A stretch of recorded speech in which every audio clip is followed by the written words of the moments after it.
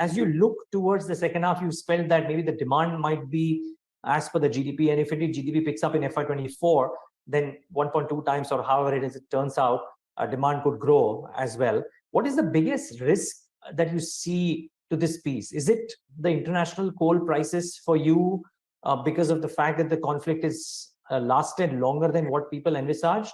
Or is it something else? What's the biggest risk that you see to, if not the second half, then the next 18 months?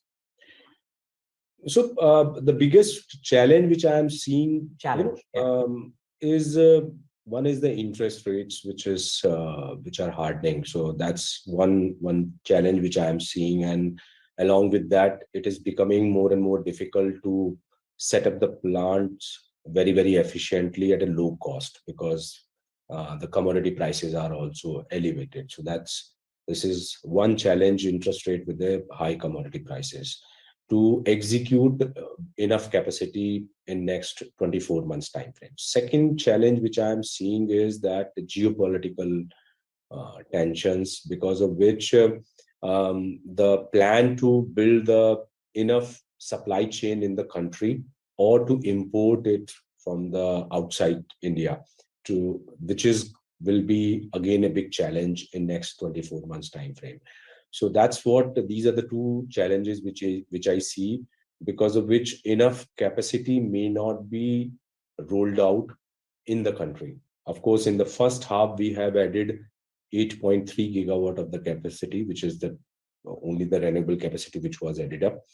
Our targets are much, much higher as a country, and higher interest costs, higher commodity prices, and supply chain disruption is going to moderate the capacity addition.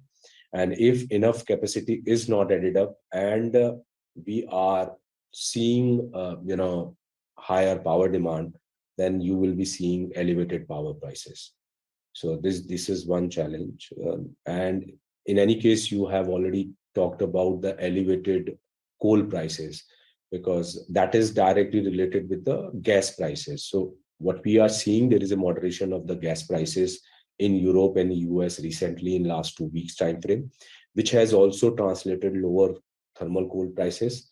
But if that becomes normalized because of the geopolitical issues and other tensions, then thermal coal prices will also come down, and which will augur well for the power sector.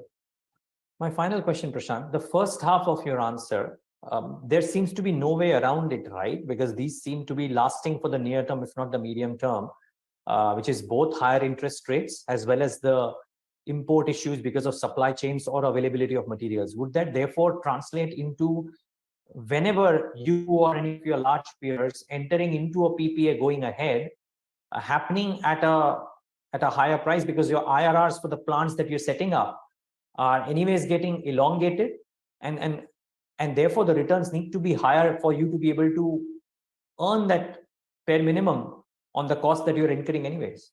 Yeah, so this is a very realistic challenge in front of all the power developers.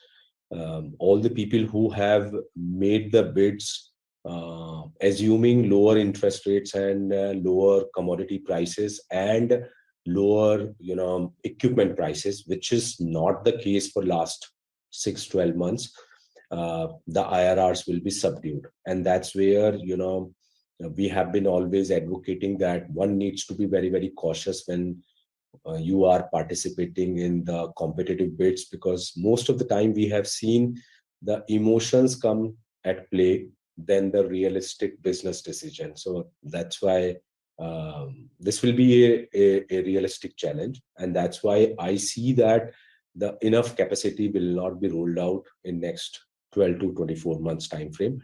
There will be a delay in rolling out the capacity.